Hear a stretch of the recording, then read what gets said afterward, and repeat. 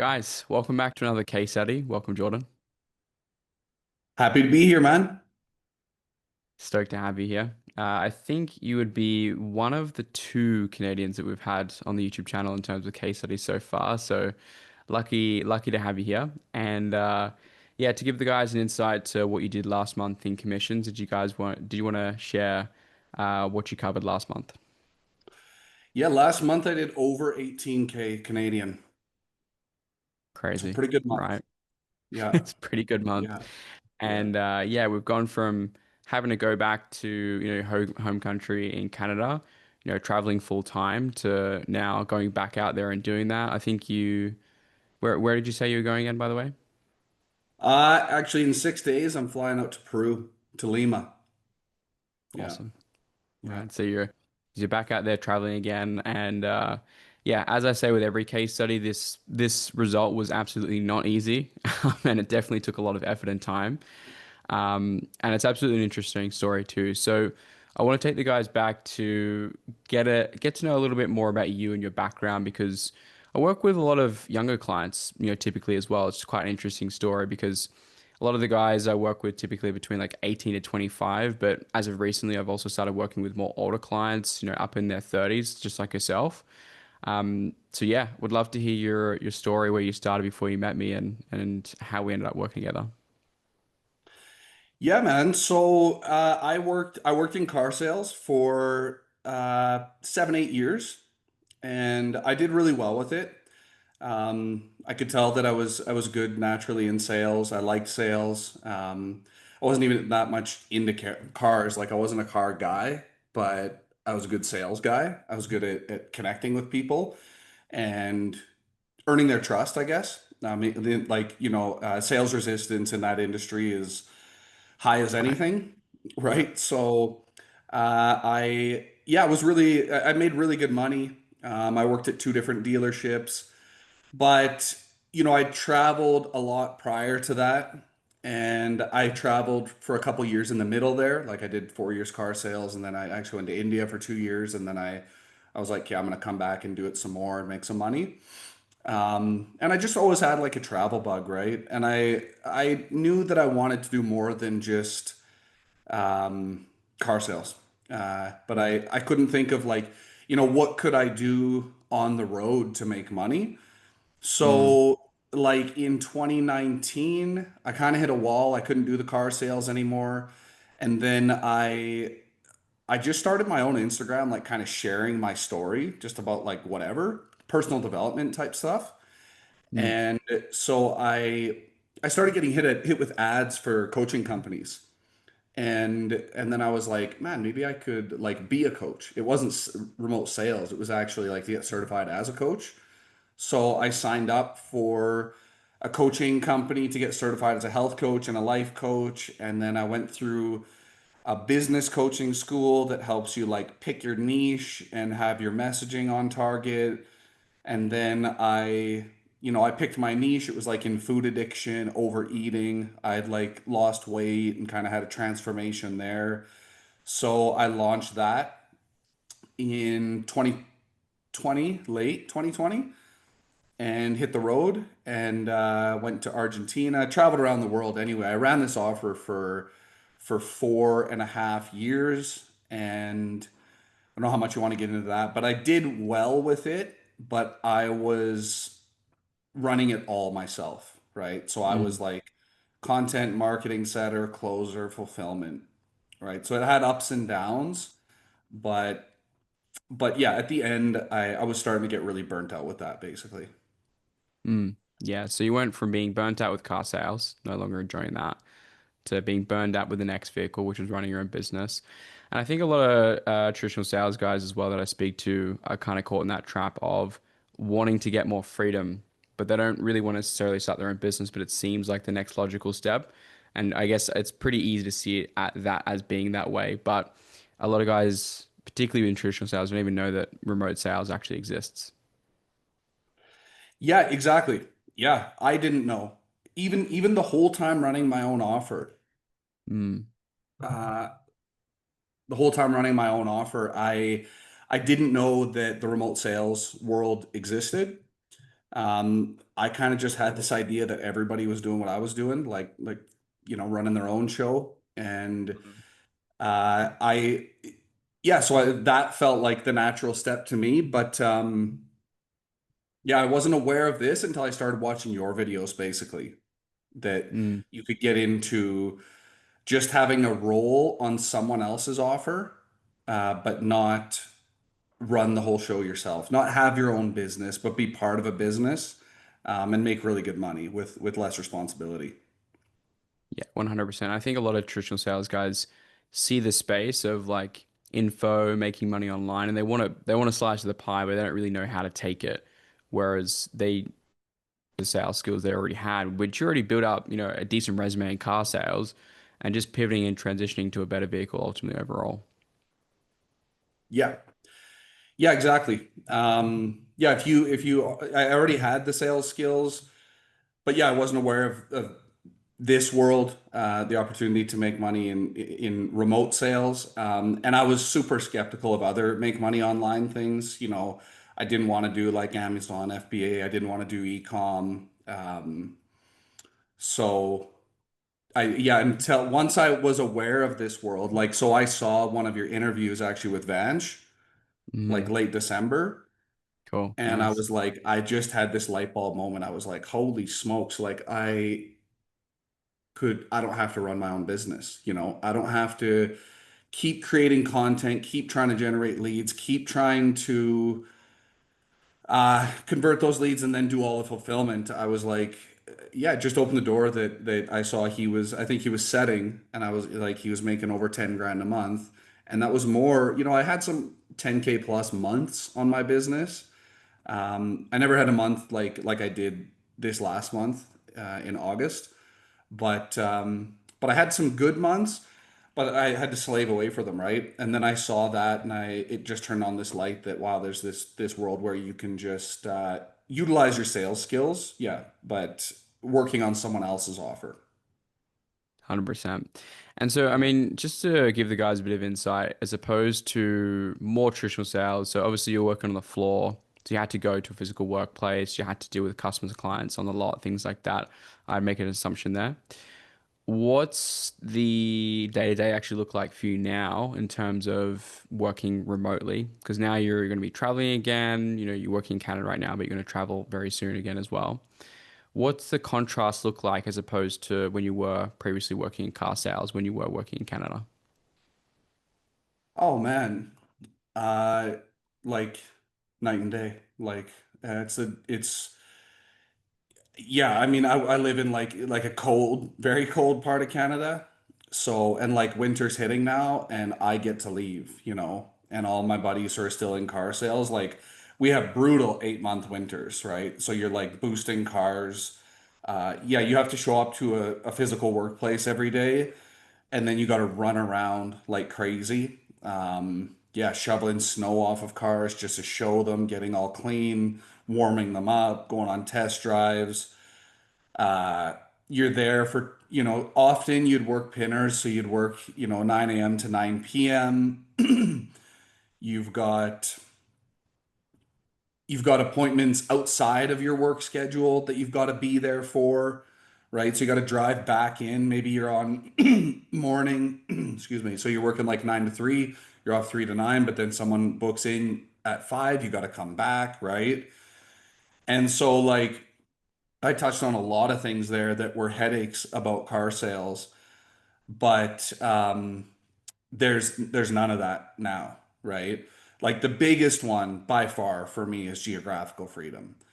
Like some Mm, people love living in Canada. They're okay with it. Some people love living in their home country. A lot of my friends are like, "Oh, I don't understand why you always want to be on the road." Like that's just me. That's where I prefer to be. I've been to like over 50 countries. But before this, it was always I had to go home, save money, and then go travel, right? And then when I had my yeah. own offer, I was able to travel the world and fund that with my offer.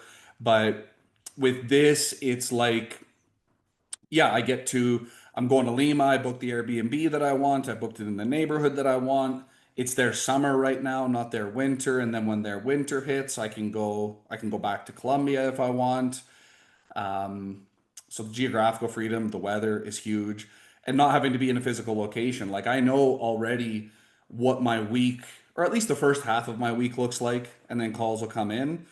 But I know what my Mm. Monday, Tuesday look like, and I can plan when I want to go to the gym, uh, when I want to go out with friends. I can block off time on my calendar. Like I've got a really good boss, and I'm really successful on the offer. So he's like, anytime you want to book a block off, if I want to go do something, I can book it off. So it's like it is truly night and day, the freedom that you have. And I make way more money than I did in car sales or on my own offer.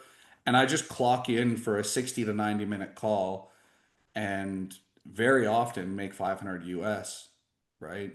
So, Which is crazy in the contrast. And so compared to like the commissions you're making in car sales and like the effort that you had to make towards the deal, like what does that look like? Because I mean, to give the guys a bit of an insight, most guys I work with like making the transition from traditional they might have, very large enterprise type sales, six figures plus deals that take months to follow through. The commissions take, maybe they get paid out once a quarter, depending on the threshold of commissions, the timeline logistics might even be lower, right, than most people would expect as well. Like, what does it look like compared to how when you were selling to customers that would come on the lot? The commissions you'd get compared to the commissions you have now, because that's like 500 US dollars per sale, and you're only taking like 60, 90-minute sales calls, yeah, so the sales cycle with car sales is a lot longer. They're like between 10 and 100K transactions. So it starts with a sales call, leads to an appointment. You hope they show up. Sometimes they have to come back with their spouse, and then the car gets sold in the meantime, and you got to look for something else. You will have guys that come in and buy, but it still takes, 4 hours, right? And in car sales, you'll often get a flat. So if like I was getting 30% of net profit. So if they don't make much money on the front end, then you get a flat of 200 Canadian, right? So like 150 US, right? And that which is could take crazy. like 2 weeks. Yeah. Yeah, and the odd time if you sold not a supercar, but like a Raptor, like a brand new Raptor or a Shelby Mustang, then you could make a couple grand in a sale. But those were Mm, once a month or every 2 months kind of thing, and had to be the right season. And so these, I know what I'm going to make every time, I'm not negotiating on price. I'm not trying to hold profit. Um, I have to overcome objections, but I don't have to negotiate on price, and I don't have to, yeah, do any of that side of things. So it's like for me, yeah, it's 480 US that I make a sale, but I think in Canadian, right? So I I yeah, I make like close to $800 every sale now. And I had two hat tricks this week. Like this week in Canadian, like last month I made 18K, but this week I made close to 7K, right? It's only September 7th. So I'm on track. I had two hat tricks this week. So that was 2 days where I made $2,000 in a total of 4 hours on my computer, just in my that's shorts and crazy. a nice shirt, right? It's Yeah. such a crazy contrast. I think the really crazy thing as well is the marketing and also the way that you speak to these leads as well. Because like you said, the in-person commuting, things like that, the types of prospects you'll deal with. Um, to give the guys a bit of an insight that aren't really that aware of like the contrast and difference with the marketing wise, how do these leads show up? Are they warm? Are they cold? Are they pre-nurtured? Like, what does it actually look like when you actually get leads in your calendar, and how does your schedule look like? So for me, I get very quality leads. I work on an offer that helps people with addiction, and it is run by a certified therapist who specializes in the addiction that we help people with. So our leads, they're actually not from Facebook ads or any social media. They're in Psychology Today. So that's like a really, I don't know if it's in Australia or outside of North America, but it's the most renowned, psychology source, media source in North America for sure. And so they come very qualified. Sometimes it's difficult because they're expecting to speak with a therapist. Sometimes it's difficult because they're expecting a therapy session. And I have to reframe them that no, this is a 12-week intensive. You get limited access to him. But they do come, our show up rate is very high. It's like 95%. Um, and they're very ready for help. So if I can change their mindset from I need therapy to I need a solution focused curriculum, 12-week program, then I can do pretty well selling them. Yeah. Yeah, sweet. So these people are coming to you pretty high intent. They've already expressed interest. They want to buy from you, and they're spending upwards of how much is the ticket size you sell at the moment? 4,800. Yeah. 4,800. So they're pretty much coming to the call, majority ready to buy. Some leads are, okay in terms of interest and some are really high, but you're still able to kind of pivot that. But you get these calls booked inbound on your calendar. Like how many conversations would you say you have a day at the moment? On average, 5. Yeah. Wow, that's Yeah. really cool. So Yeah. yeah, that's such a cool contrast. So like 5 hours a day, technically you're working and you're working how many days a week? I work 5 days a week right now. Yeah. Crazy, right? Yeah. So 5 days a week, 5 hours a day. Almost picturing the ultimate laptop beach lifestyle that all the marketers talk about. But to give the guys watching the full brutal reality of it, it's like it takes work to get to that point. And Jordan didn't absolutely start that way. There was a couple opportunities that weren't ideal at the first start, but now you're on the right opportunity and you've gotten your skill level to the point where you can ultimately garner that, if that makes sense. Yeah. Exactly. Yeah, and that is important to note, and I think that's something that um you're very realistic about, and like because I saw that interview with Vanch, and you do say like expect to work for it, expect to sharpen your skills, and expect 6 to 12 months for your first 10K month, right? But I had so much sales experience. I was like, I got all excited. I talked to my girlfriend. We made the decision. I was like, I'm gonna come in here and crush it, right? But the reality was like selling on my own offer and selling in the high ticket space was totally different. Um, Mm, yeah. Offer acquisition, right? I controlled everything on my own offer, and everyone I sold to knew me, liked me, and trusted me, right? So I was Mm, able to have like very non-technical, casual conversations. I built the gap, and then I said, "Hey, do you want to work together?" Right? yeah. So it was a huge wake-up call coming in and being like, not every offer is quality, and I don't have the technical skills that I thought that I had, right? Mm, So you guys, there was a very stressful period there where I was like, wake up call. I have a lot to learn here in this space. And I had mm, just totally forgot about you saying, expect 6 to 12 months. And I went through this really difficult period of bad offer, bad offer, bad offer. And I was like, why am I not hitting 10K right away? And when I was going through that frustrating time, you posted something in your story. Like a lot of these sales guys out here, they really want their potential, like guys in your position who have a program, they really want they really pretend that it's going to be out the gate, right? And I remember when I was in a really difficult period, I saw in your story, like I tell my guys 6 to 12 months for your first 10K month. And I was like, I'm not even at 6 months, get real and don't give up. And that was one of two things. I also had a conversation with Lucas that was a big turning point. Um, mm, yeah, because I got through a really stressful period and it wasn't happening. I saw that in your story and I was like, I'm not even there. And then, yeah, we'll get to that. But you do have to be realistic that you're going to have to come in and work for it. You might have to work through a few shitty offers, but if you don't give up, like you'll get to where I'm at, right? You just have and I remember you say that a lot too. If you don't give up, you won't fail, right? hmm Yeah. And the results will come of it if you really put the work in. And I think as a contrast, I think there's no one that can really speak better to that, which is going from selling cars, right? A physical, tangible thing that you can buy that people spend, 10K, six figures plus on, in a given transaction.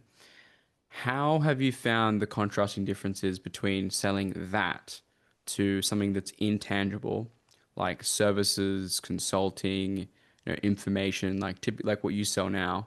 What have you found like the key main differences are, and where do you think like a lot of traditional sales reps might get stuck up in the way that, I don't need training, I just need placement, I just need a job. Like that is a big part of it, but I also think that, a lot of guys end up needing the training too. A lot of guys do come to us for the job opportunities we do have in the community now, but the training is a very, very big part of that. So I wanted to expand on what you felt the main differences have been from selling something tangible to intangible. Yeah, so from car sales, I mean, you're in person, so you can use a lot more of your body language. You can spend time with people. You have something physical that they can touch, something physical that they can't find elsewhere. You know, it's the right color. It doesn't have any dents in it. And the sales process is completely different. It's about landing on the right car at the right time. And if the right car is there and it's the right time, then there's a door open for the sale, right? And you just kind of roll with it. And there's some sales technique, but it's very intuitive, I guess. I was never taught like a technique to go through in car sales. And as far as this, you're on a computer screen. You have no rapport whatsoever. I mean, you can build it on the call. Um, there's there's high, I mean, there's high sales resistance in car sales as well. But yeah, if it's the right car, it's the right car.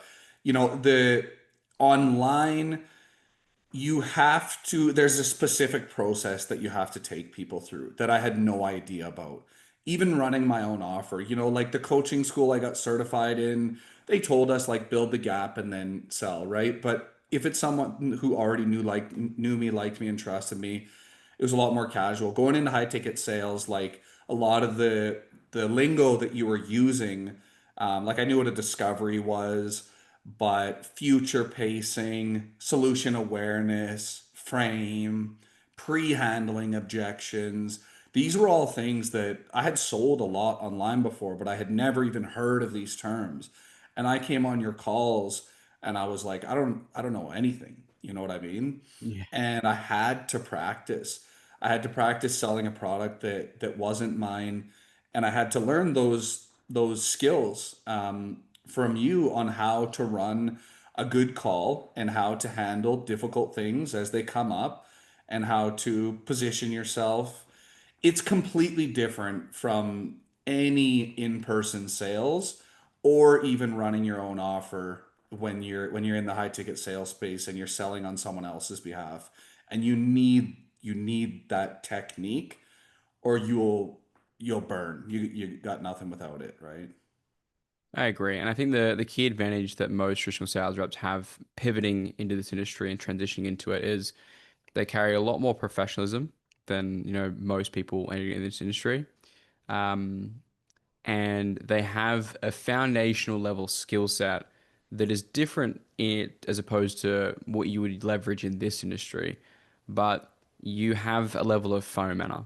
You've had a few conversations in your time. You've spoken to prospects. You know how to manage a pipeline. You know what a CRM is. You're not like a complete beginner newbie to sales.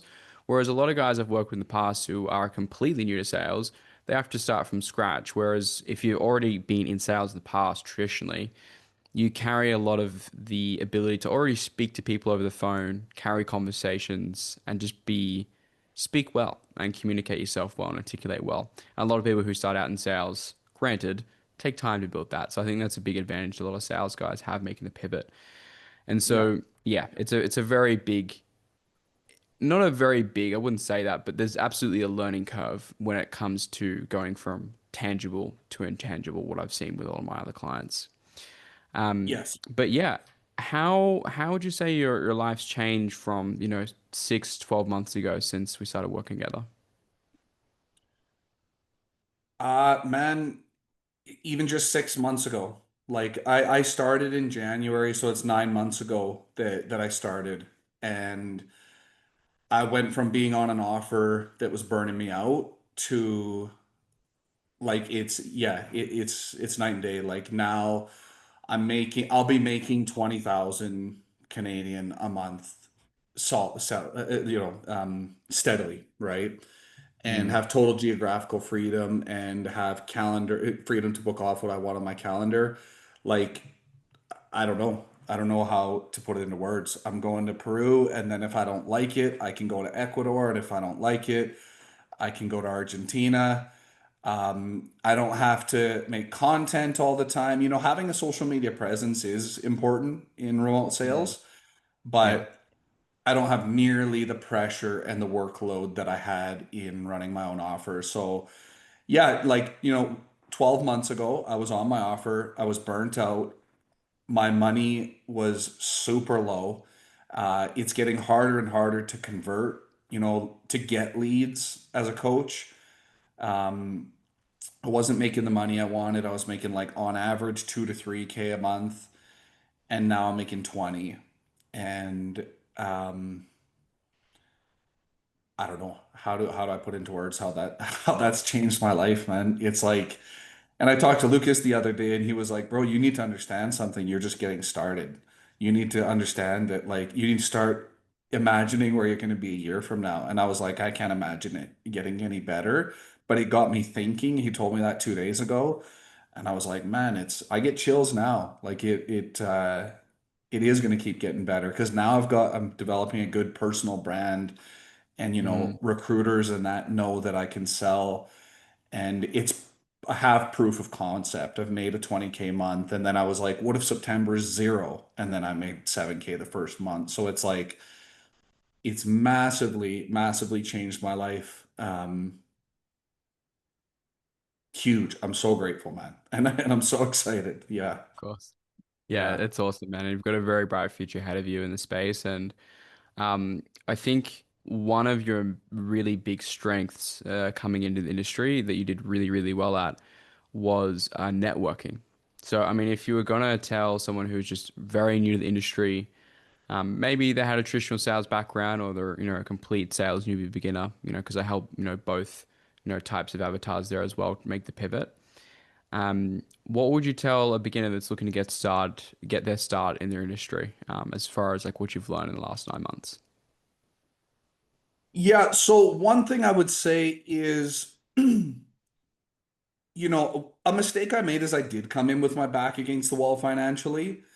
And Mm, I talked to a lot of new guys, and I just asked them like, where are you at financially? And you don't have to have like a 12-month runway, right? But come in with some sort of safety net, because I was operating from a place of fear, and that's why I took bad offers. I didn't vet them.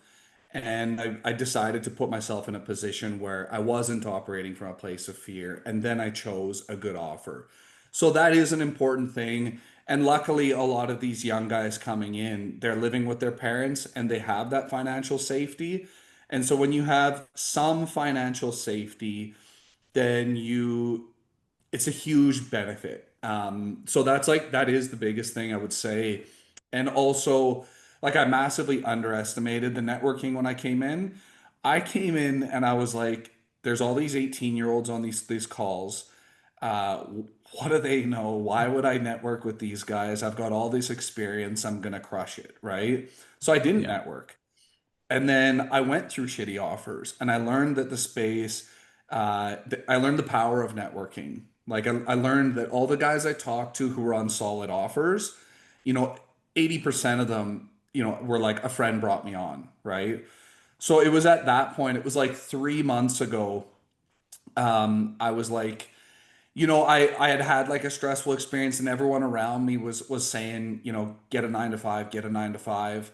And that was, I do want to say it, there was this call I had with Lucas, and everybody in my life was saying get a 9 to 5, right? And I got on a call with him, and he was like, I was like, I'm thinking about like giving up, And he was like, what else are you gonna do? Get a 9 to 5?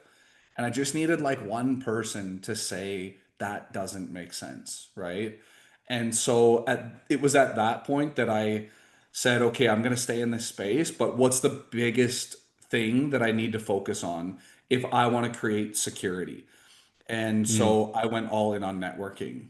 Like I was having, you probably saw it, like 50, 60 networking calls a week, right? I was following a yeah. ton of people, I was friending a ton of people. And I was like, if I make a lot of really good friends and I help people, I provide value, I make real connections. I was like, that is my best way to create long-term job security in this place. And so I would say to the guys, like, because I saw those 18, 19-year-old kids 6 months later and they weren't new anymore, right? So now I connect with new guys as they come in and I help them because I know in 6 months they're going to be in, a lot of them are going to be in higher places, right? So I would really, really focus on that as soon as you get in. And if you're, if you are, a guy joined this week who I referred in and he has the sales experience. So I know he's going to be he's going to do really well because like you said, he's got those conversational skills. He knows how to ask for money. But he's got to learn the technique of online sales. I Yeah. would tell someone like him be really selective about what you take. But if guys are super new, have your standards, but get out there and apply for jobs. Take interviews, right? Take any interview because you learn a lot from the interview process. Interviews are scary in the beginning, right? Everything's scary in the beginning. So do a lot of interviews and run their offers by you and make sure that you think it looks good. Don't take shit because thing out well if you take a garbage offer, it takes you often 5, 6 weeks to actually figure it out that it is garbage, right? So Mm, yeah, have standards, but interview a lot, network a lot, make friends, and look at this as like a long-term game. The networking side, yeah, yeah. No, it's great kind of a feedback. couple I think different tangents, but yeah. no, I think that's really helpful for guys who do have a bit of experience coming in the industry or just a brand new beginner. I think that's really helpful advice either way. And yeah, 100% be more selective with your offers that you have on the table.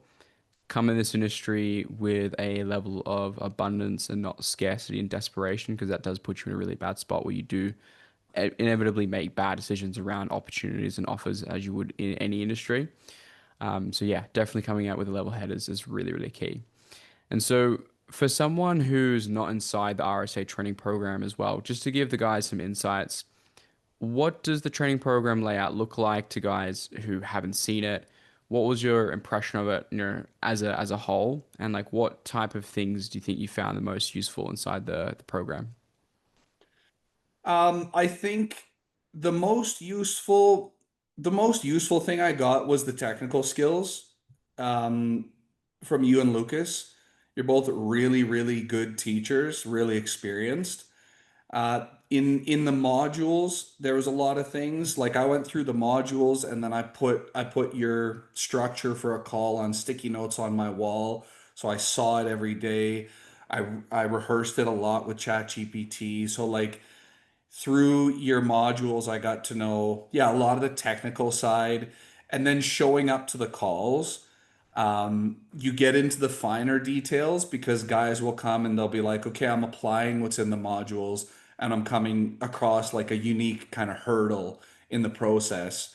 And Mm, that's where I really saw like the depth of your knowledge because, the modules are like, hey, this is how to run a call in general. This is how to objection handle in general, right? But then on the calls, some finer things come up.